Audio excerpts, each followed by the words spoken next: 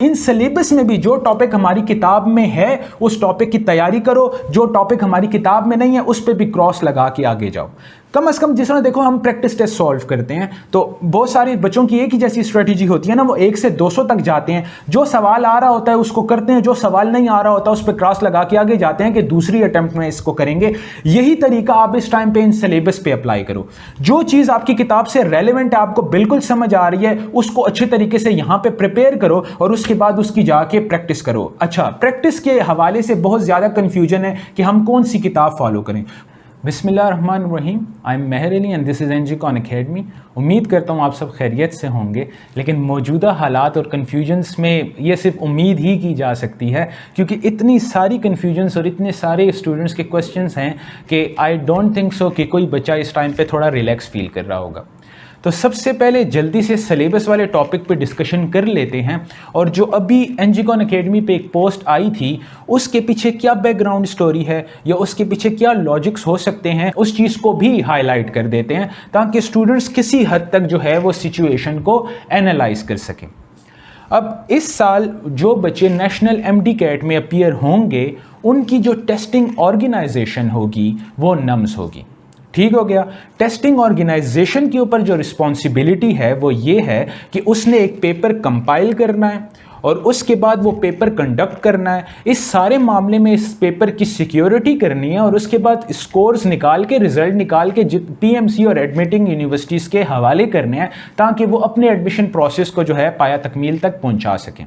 तो आज से 4-5 दिन पहले तकरीबन 3 अक्टूबर को पीएमसी की तरफ से ये ऑफिशियल अनाउंसमेंट आया था कि जितने भी स्टूडेंट्स हैं all over Pakistan, pre medical students, वो मेडिकल कॉलेजेस में एडमिशन के लिए नेशनल एमडी कैट देंगे, और वो नेशनल एमडी कैट की प्रिपरेशन के लिए नम्स का सिलेबस ही फॉलो कर सकते हैं। तो अभी अगर हम अपनी सिचुएशन को देखें केपी के स्टूडेंट्स, तो इनका सिलेबस पहले क्या था, जो ईटा लेता था जिसमें से एंट्री टेस्ट, वो था फुल बुक। तो केपीके के स्टूडेंट्स जो हैं वो पूरी किताब की तैयारी करते थे। तो उसके बाद जिस टाइम पे उनको एक सिलेबस मिल गया तो वो उसी कोर्स का सबसेट था। इस हवाले से उन्हें कोई प्रॉब्लम नहीं थी। इस हवाले से अगर सिंध के केस को एनालाइज किया जाए तो उनका भी फुल कोर्स होता है, तो अगर उनको सेलेक्टिव टॉपिक्स दे दिए जाएं तो इस हवाले से उनको भी कोई परेशानी नहीं होगी।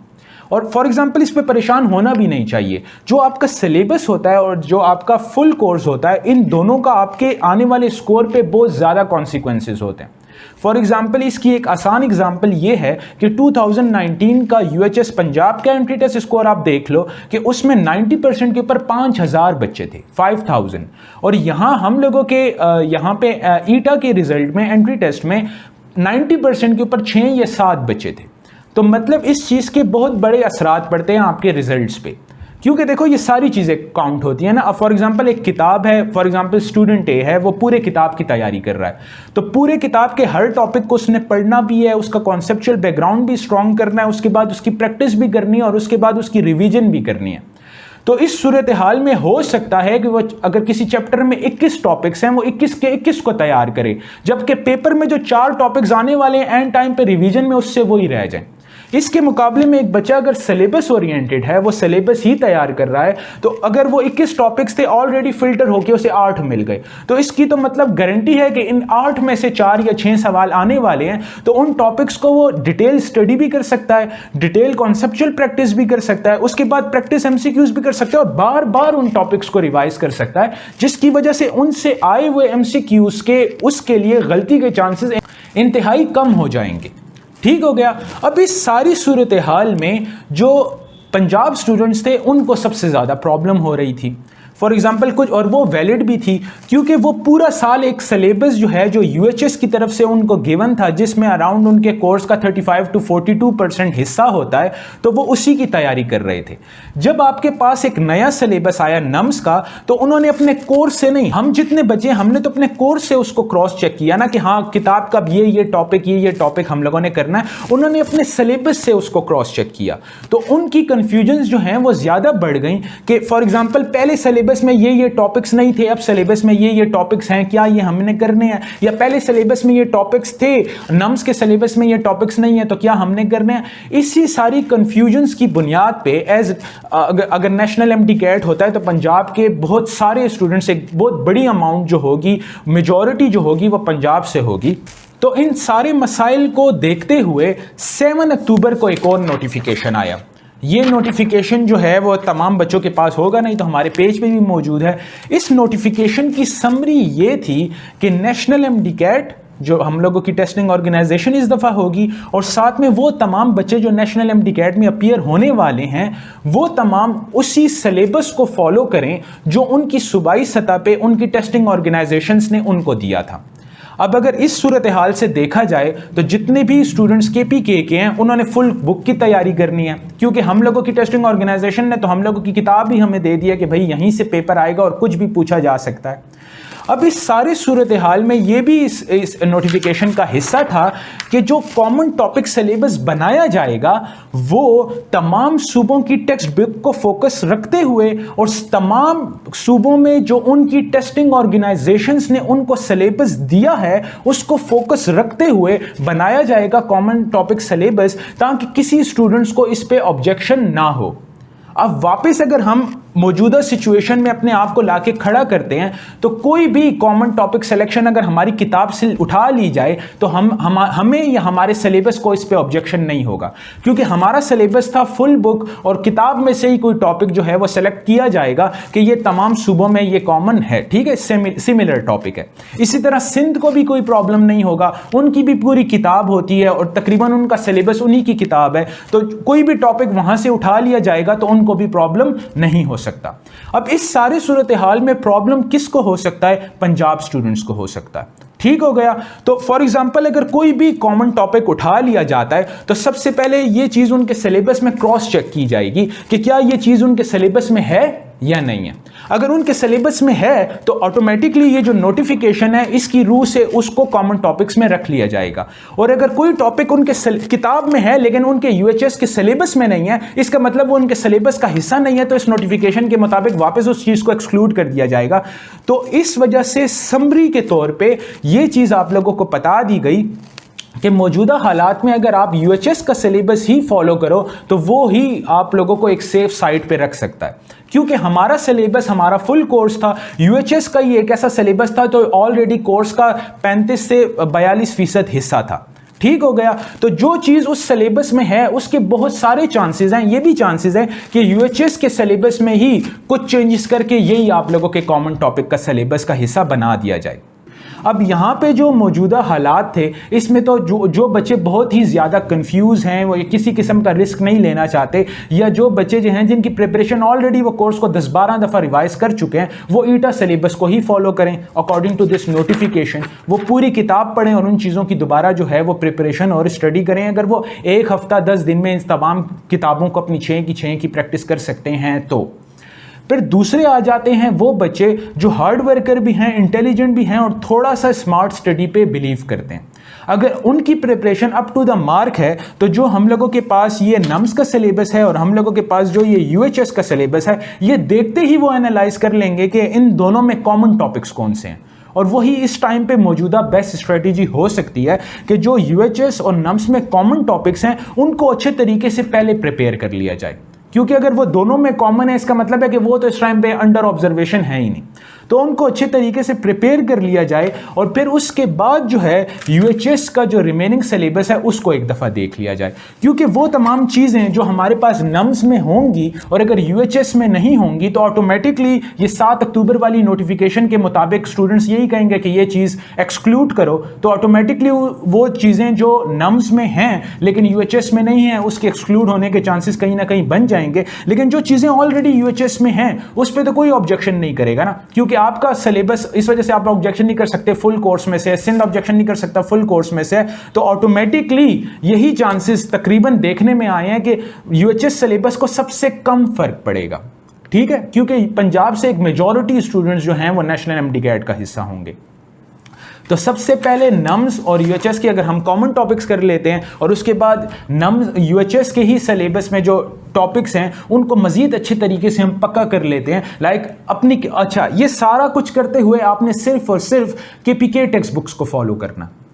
केपीके टेक्स्ट बुक्स को इस वजह से फॉलो करना है क्योंकि मिसाल के तौर पे अगर कोई टॉपिक है यूएचएस में और अगर वो आपकी किताब में नहीं है तो इनडायरेक्टली वो भी एक्सक्लूड होगा, क्योंकि यहाँ पे ईच एंड ऑल का वर्ड इस्तेमाल हुआ। तो मतलब अगर यूएचएस में कोई टॉपिक है और आपकी किताब में नहीं है तो आपको नहीं ज़रूरत कि उसके लिए फेडरल या पंजाब पे मौजूदा हालात में चले जाओ, ठीक है, आप उसको इग्नोर करो क्योंकि वो ऑटोमेटिकली केपीके का फिल्टर उस पर लग जाएगा। तो इस तरह सारे फिल्टर्स लग के जो कॉमन सिलेबस मिलेगा, जिस टाइम तक आप ये सिलेबस प्रिपेयर करोगे या इसकी सिमिलैरिटीज को प्रिपेयर करोगे तब तक हमारे पास एक कॉमन सिलेबस भी आ जाएगा और उसकी टेबल ऑफ स्पेसिफिकेशंस भी आ जाएंगी। तो इस सारे वक्त में मुझे जो सही स्ट्रेटजी लग रही है वो मैंने आप लोगों को डिफाइन कर ली। बाकी हर स्टूडेंट की अपनी मर्जी है कि वो जिस तरीके से चाहे, जिस चीज़ को फॉलो करना चाहे वो कर सकता है। हमारी तरफ से किसी स्टूडेंट पे कोई लिमिटेशन नहीं है। अगर कोई चाहता है कि मैं ईटा के लिए पूरा कोर्स करना चाहता हूं, करो। अगर कोई चाहता है कि मैं नम्स फॉलो करना चाहता हूं, करो। अगर कोई चाहता है मैं यूएचएस फॉलो करना चाहता हूं, करो। लेकिन आप लोग हमसे स्ट्रेटेजी मांगते हैं कि सर हम क्या करें, तो हमें अगर मैं होता तो मैं ये स्ट्रेटेजी फॉलो करता जो आपको एक्सप्लेन की कि सबसे पहले नम्स और यूएचएस के कॉमन टॉपिक्स को बिल्कुल पक्का कर लूं ताकि उसमें से कोई भी सवाल आए तो वो मेरा गलत ना हो बिल्कुल भी, और उसके बाद यूएचएस के सिलेबस को लेके चलूं और इतने टाइम में ये कॉमन सिलेबस की ऑफिशियल कोई ना कोई नोटिफिकेशन आ जाएगी और उस नोटिफिकेशन आने के बाद मुझे ये रियलाइज होगा कि I was on the right track. क्योंकि अगर फुल सिलेबस करने के चक्करों में पड़ गया तो खाली मैं 4 चैप्टर करूंगा और नोटिफिकेशन आ जाएगा और फिर मैं मजीद डिस्टर्ब हो जाऊंगा, क्योंकि मेरे मुकाबले में कुछ स्टूडेंट्स ऐसे होंगे जिन्होंने 12-12 चैप्टर्स के कॉमन टॉपिक कर लिए होंगे, तकरीबन 70 to 80% टॉपिक्स जो हैं उनके मैच कर रहे होंगे, तो वो सेफ साइड पे चले जाएंगे। दूसरी एक और बड़ी इंपॉर्टेंट चीज़ है कि बाज़ औक़ात जो हम लोगों के पास सिचुएशन नज़र आ रही होती है, हम ब्लाइंडली उस चीज़ को फॉलो नहीं करते। हम थोड़ा सा अपना भी रिसर्च एनालिसिस करते हैं कि क्या ये चीज़ पॉसिबल है या नहीं, और फिर जो स्टूडेंट्स के लिए बेस्ट डिसीजन होता है हम कोशिश करते हैं कि हम वो बेस्ट डिसीजन जो है वो स्टूडेंट्स के लिए लें। जैसे 27 सितंबर को ही आपको जो प्रैक्टिस टेस्ट दिया गया था वो पोर्शन वाइज डिवीजन थी उसमें, और बोला भी गया था कि इसमें कुछ एडिशनल टॉपिक्स हैं जो आने वाले टेस्ट में हम एक्सक्लूड कर देंगे, लेकिन आपका पैटर्न यही होगा। फिर उसके बाद अगर 3 अक्टूबर को एक अनाउंसमेंट हुई कि नम्स को आप लोगों ने फॉलो करना है, तो जो आपका 4 अक्टूबर वाला टेस्ट था वो बेसिकली कॉपी पेस्ट हुआ था नम्स के ही सिलेबस पे, यानी वही टॉपिक सिलेक्शन, वही डिस्ट्रीब्यूशन, लेकिन थोड़ा सा हमने डिफिकल्ट ज़्यादा किया और वो चीज़ हमने एक्सप्लेन कर दी थी कि बहुत सारे ऐसे कॉन्सेप्ट्स थे जो हम समझाना चाहते थे 11 अक्टूबर के पहले वाले पेपर से, लेकिन वो एक MCQs में समझाए नहीं जा सकते थे। तो इस दफ़ा डिफरेंट रीफ्रेजिंग टेक्निक्स और जो कन्वर्जेंस थी वो हमने इसी पेपर में डाल दी ताकि वो चीज़ें जो हैं वो स्टूडेंट्स को पहुँचा दी जाएँ। इसी तरीके से जैसे जैसे पॉलिसी शिफ्ट आते रहेंगे, आपके जो प्रैक्टिस टेस्ट हैं एनजीकॉन में वो उस तरीके से अपडेट होते रहेंगे। एक चीज़ मैंने और भी हाईलाइट करवाई थी इन प्रैक्टिस टेस्ट सेंटर, या जो रिप्रेजेंटेटर होगा प्रैक्टिस टेस्ट सेंटर में आप लोगों की सिटी में, उसने एक चीज़ ज़रूर आप लोगों को हाईलाइट की होगी कि ऐसी बहुत सारी हमारी भी प्रिडिक्शंस और गैसेस हैं जो मौजूदा हालात में हम नहीं डाल रहे पेपर में, ताकि इस टाइम पे कोई बच्चा कंफ्यूज ना हो। जिस टाइम पे वो सारी चीज़ें हमें क्लियर हो जाएंगी, हम वो तमाम चीज़ें जो हैं वो पेपर का हिस्सा बना देंगे। इन शॉर्ट ये तमाम चीज़ों को एक्सप्लेन करने का इस टाइम पे यही मकसद है कि बाज़ औक़ात हम चीज़ों को बड़ी बारीकी से एनालाइज करते हैं और फिर जो स्टूडेंट्स के लिए बेस्ट प्रिडिक्शन हो सकती है वही चीज़ जो है वो स्टूडेंट्स को हाईलाइट कर दी जाती है। तो फॉर एग्जाम्पल बाज़ औक़ात हम फोरकास्टिंग टेक्निक्स यूज़ करते हैं, लॉजिकल रीजनिंग यूज़ करते हैं, टॉपिक सिलेक्शन की डिटेल में जाते हैं और उसके बाद इस चीज़ को एनालाइज करते हैं कि ऐसे कौन से सवालात हैं जो स्टूडेंट्स को प्रैक्टिस करवाना ज़रूरी है, ऐसे कौन से टॉपिक्स हैं जो स्टूडेंट्स को प्रैक्टिस करवाना ज़रूरी है, ऐसे कौन से टॉपिक्स हैं जिनको मर्ज करके MCQs बनाया जा सकता है, वो स्टूडेंट्स को प्रैक्टिस करवाना ज़रूरी है ताकि वो हर चीज़ के लिए तैयार हों। और अल्हम्दुलिल्लाह अल्लाह के करम से ये चीज़ आप लोगों के सामने भी क्लियर होगी कि तकरीबन 3 साल के अंदर एनजीकॉन एकेडमी ने ईटा में बहुत बड़ा नाम बनाया। तो इसी तरीके से नम्स के हवाले से भी, जो अब नेशनल MTCAT के हवाले से भी बहुत सारी ऐसी हमारी प्रिडिक्शंस थी जो अभी तक ट्रू हुई भी हैं और इंशाल्लाह आगे भी होंगी। तो इस वजह से जब भी हम कोई चीज़ करते हैं तो हम जो ऑफिशियल स्टेटमेंट्स हों उनको तो फॉलो करते ही करते हैं, उसके साथ थोड़ा सा अपना भी एनालिसिस करते हैं कि फॉर एग्जांपल अपनी भी प्रिडिक्शंस बनाते हैं, अपनी भी एक टॉपिक सिलेक्शन बनाते हैं, अपनी भी एक वेटेज बनाते हैं, ताकि उस हिसाब से भी स्टूडेंट्स को उन दोनों को मर्ज करके सिखा दिया जाए। क्योंकि भले ही यहाँ पे स्टूडेंट्स के अगर कम मार्क्स आ जाएं उसको प्रैक्टिस करने के चक्रों में, वो चीज़ें सीखने के चक्कर में, लेकिन वैसी ही सिचुएशन अगर मेन टेस्ट में जाती है जहां पे डू एंड डाई सिचुएशन होती है, उसके लिए स्टूडेंट्स बिल्कुल तैयार होते हैं।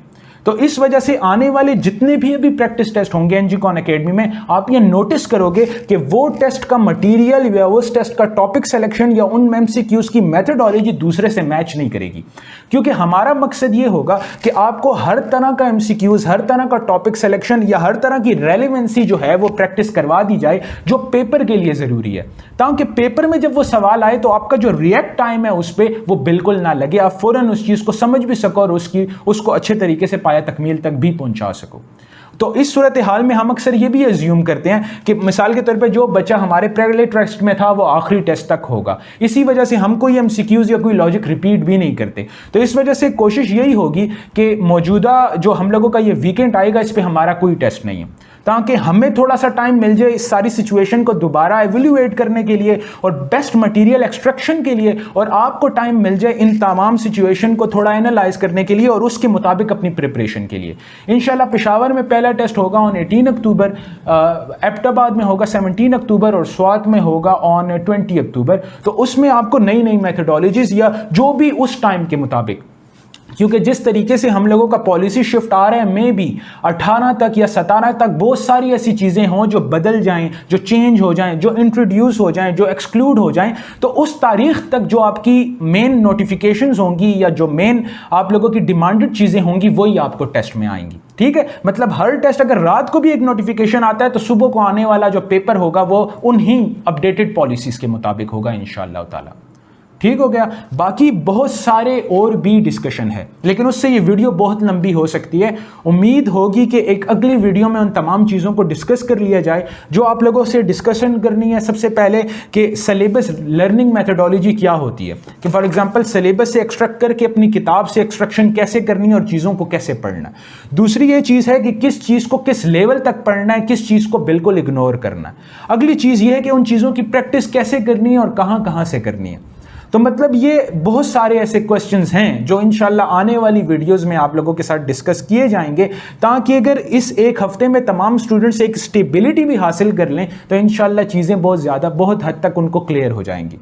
बाकी इस सारी सूरत हाल में एक ही आपको नसीहत है बड़े भाइयों वाली कि फोकस्ड रहना है और कॉन्फिडेंट रहना है। बिल्कुल इस सारे सिनेरियो को खुद पे हावी नहीं करना। बाज़ औक़ात सिचुएशन या प्रॉब्लम बड़ी छोटी सी होती है, लेकिन हम वो सारी सिचुएशन हमें समझ नहीं आ रही होती तो हम खुद पे हावी कर लेते हैं। जब हावी कर लेते हैं तो उसका जो डर है वो यहाँ पे बैठ जाता है। तो अगर कोई चीज़ यहाँ पे बैठ जाएगी तो उसको निकालना बड़ा मुश्किल हो जाएगा।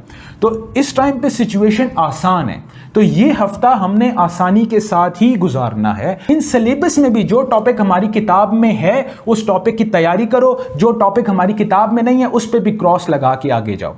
कम से कम जिस तरह देखो हम प्रैक्टिस टेस्ट सॉल्व करते हैं तो बहुत सारे बच्चों की एक ही जैसी स्ट्रेटजी होती है ना, वो 1 से 200 तक जाते हैं। जो सवाल आ रहा होता है उसको करते हैं, जो सवाल नहीं आ रहा होता उस पर क्रॉस लगा के आगे जाते हैं कि दूसरी अटेम्प्ट में इसको करेंगे। यही तरीका आप इस टाइम पे इन सिलेबस पे अप्लाई करो। जो चीज़ आपकी किताब से रेलिवेंट है, आपको बिल्कुल समझ आ रही है, उसको अच्छे तरीके से यहाँ पे प्रिपेयर करो और उसके बाद उसकी जाके प्रैक्टिस करो। अच्छा, प्रैक्टिस के हवाले से बहुत ज़्यादा कन्फ्यूजन है कि हम कौन सी किताब फॉलो करें। बहुत सारे बच्चे आजकल वो किताब को फॉलो कर रहे हैं कि बस जिसके ऊपर खाली नम्स या एमडी कैट लिखा हुआ है। This is not a good idea, क्योंकि एमसीक्यूज जो है उसके ऊपर नहीं लिखा होता कि भाई मैं ईटा का हूं, भाई मैं नम्स का हूं, भाई मैं आगा खान का हूं। एमसीक्यूज टॉपिक का होता है। तो आपके पास अभी जो मौजूदा किताबें हैं भी किसी आपकी अपनी एकेडमीज की या पास पेपर्स की या कोई भी रेलिवेंट किताबें, आप अपनी रेलिवेंट स्टडी करो। फॉर एग्जांपल रेक्टिफिकेशन है तो अपनी किताब में जो भी रेक्टिफिकेशन के ओरिएंटेड हम लोगों के पास एमसीक्यूज है उन तमाम को सॉल्व करो। तो बेस्ट स्ट्रेटजी यही होगी कि वही हमने 1 से 200 वाली जिस तरह हम प्रैक्टिस टेस्ट में स्ट्रेटजी करते हैं फॉलो करनी है। सिलेबस में जो चीज़ हमारी किताब से रेलिवेंट है उसको हम लोगों ने अच्छे तरीके से प्रिपेयर करना है, उसकी जाके प्रैक्टिस करनी है। उसके बाद जो चीज़ हम लोगों को रेलिवेंट नहीं है, जो हमें इरिटेट कर रही है, जो हमारा कॉन्फिडेंस ड्रॉप करने में लगी है, उसको क्रॉस लगाओ और आगे जाओ, क्योंकि जो चीज़ इरिटेट कर रही है वो आगे पॉलिसी मेकर्स को भी करेंगी तो उसके एक्सक्लूड होने के चांसेस बढ़ जाएंगे, क्योंकि जहां पे नम्स यूएचएस का फिल्टर लगेगा, सिलेबस का फिल्टर लगेगा, वहां पे केपीके टेक्स्ट बुक का भी फिल्टर लगेगा। ठीक हो गया? तो बिल्कुल इस तरीके से आप करो, तो जितने टाइम में जो चीजें आपको समझ आ रही हैं आप उनको बेहतरीन तरीके से प्रिपेयर करोगे, उतने टाइम तक एक ऑफिशियल नोटिस आ भी जाएगा कि कॉमन सिलेबस क्या है और जो है वो आपके टेबल ऑफ स्पेसिफिकेशन क्या है। तो उम्मीद है इंशाल्लाह तकरीबन 65 to 70% चीजें जो हैं वो कॉमन ही होंगी, तो आप सेफ साइड पे होगे। नहीं तो फिर आप इसी चीज में परेशान रहोगे और एक हफ्ता भी जाया कर लोगे, और जिस टाइम पे वो कॉमन चीज आएगी तो वो 65 to 70% चीजों को प्रिपेयर करने के लिए आपको मजीद एक हफ्ता चाहिए होगा। तो जिस बच्चे ने आपसे पहले एक हफ्ता लगाया हुआ है वो आपसे रेस में बहुत आगे निकल जाएगा। ठीक है? तो अपना बहुत ख्याल रखिएगा। आप लोगों के जितने क्वेश्चंस हैं वो हमारे पास हैं, उन तमाम क्वेश्चंस को हम एनालाइज कर रहे हैं। आपके तमाम मैसेजेस हमारे लिए बहुत ज़्यादा अहमियत के हामिल हैं। अपोलोजाइज, हम तमाम मैसेजेस को रिप्लाई नहीं कर सकते, क्योंकि आपको भी पता है कि जो सवाल आपके हैं वो तमाम स्टूडेंट्स के हैं। डेट क्या होगी, सिलेबस क्या होगा, बुक कौन सी फॉलो करनी है, कौन सा टॉपिक फॉलो करना है, तमाम चीज़ें हमारे पास हैं। इंशाल्लाह आने वाली वीडियोज़ में उन तमाम चीज़ों को कवर किया जाएगा। अपना बहुत ज़्यादा ख्याल रखिएगा और अल्लाह हाफिज़।